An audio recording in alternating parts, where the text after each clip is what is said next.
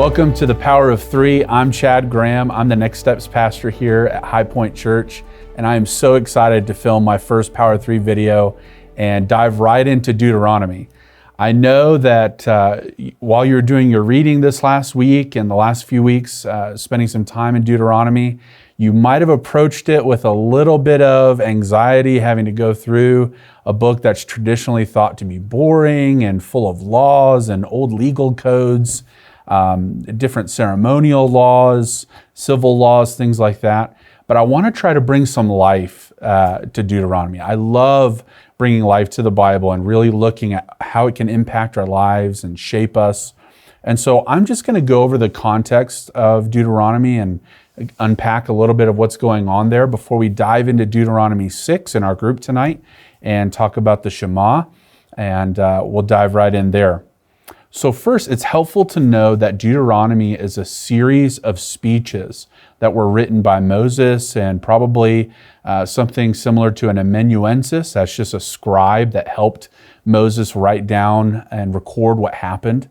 And the first section of speeches is an opening speech by Moses. And Moses gives something called the Shema. It literally means the call to listen. And he's asking the people of Israel to really listen and to turn their hearts and their attentions toward the challenges and the set of challenges that Moses will give the people. And Moses calls the people to worship the Lord alone. And this is unique because in the Hebrew, it literally means the Lord is one. And so Moses is trying to teach the people how their God, Yahweh, is different than the gods of the ancient Near Eastern culture. So many of the Canaanites and other cultures around Israel, as they're making their way to the Promised Land, were polytheistic. They worshiped many gods. And Moses is setting apart Yahweh as a monotheistic God, a one God of one. And so this is a pivotal point in the land of Israel where Moses is calling the people from idol worship, calling them out of worshiping multiple gods into worshiping Yahweh alone.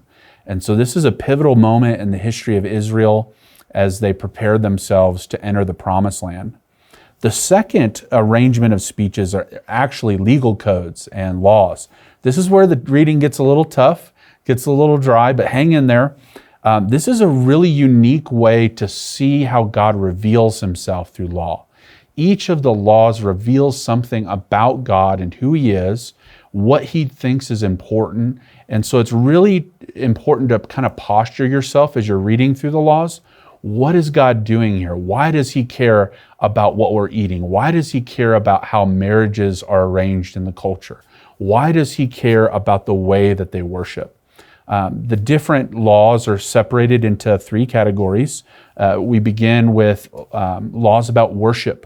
Yahweh is very particular about how he wants to be worshiped because he wants the people to learn that he's holy. He's completely set apart from other gods, the culture. He alone is perfectly good and all-powerful. And so he creates a set of laws for worship to teach the people of Israel how to worship him. The next set of laws are about Israel's leaders. It's very common in Moses' day in the surrounding cultures and tribes and kingdoms for the king or the leader of a tribe to literally promote that they're divine, that they're God themselves. Yahweh was very clear that he alone is God. And so the king or the prophet or the judge of Israel will never be God. He alone is God. And so he doesn't share that space with kings. In fact, he makes clear that kings, prophets, judges are all subject to the law, his law. And so the next and final category of laws that are given are civil laws. How to eat, how to treat people, how to handle civil disputes. And so this section of law is really going to help Israel set themselves apart from the other kingdoms that surround them. And this is where maybe it gets most boring. And I want to challenge you here. The way that God sets up the economic program in Israel and how he sets up the way they govern their laws and their structure is actually what makes Israel strong. They have a strong family unit. They have strong marital laws that keep men and women together to keep care of the children that they rear. These laws, these civil laws, in their culmination, really makes Israel a powerhouse in the ancient and Near East. And so really, this is a way that God draws people in to the people of God, showing them how to create strong nuclear families and strong city government. And so really what you want to notice in all three of these categories is how God is calling Israel to a higher level of justice. If you compare the laws of Israel to the laws of today, it can get a little discouraging. Some of the laws are still in their brutish form. They're very rudimentary laws. It doesn't look on the face of it that God is very caring about women or some of the marginalized people in society.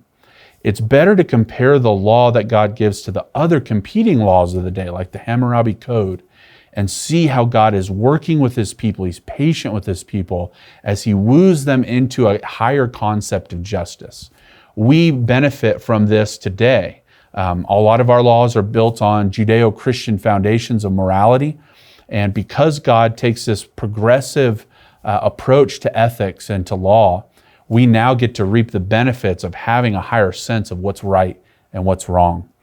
And so the final and third category of speeches in Deuteronomy is actually a very heartfelt speech by Moses to his people. Moses knows that his time is almost up. He knows that he's about to die, and he collects his people around him and he challenges them. He gives them an ultimatum.